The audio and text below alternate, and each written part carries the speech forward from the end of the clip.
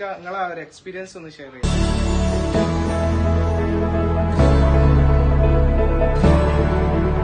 Hello, ഞാൻ ഇന്നിവിടെ മലപ്പുറം ജില്ലയിലെ കോട്ടക്കലാണുള്ളത്. നമ്മൾ ഇന്ന് സൗദി അറേബ്യക്ക് കുറച്ച് പ്രൊഡക്റ്റ് കയറ്റി അയക്കുകയാണ്.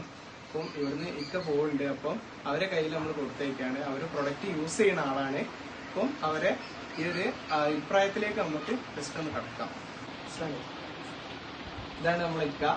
നിങ്ങളെ ഒരു എക്സ്പീരിയൻസ് ഒന്ന് ഷെയർ ചെയ്യാം.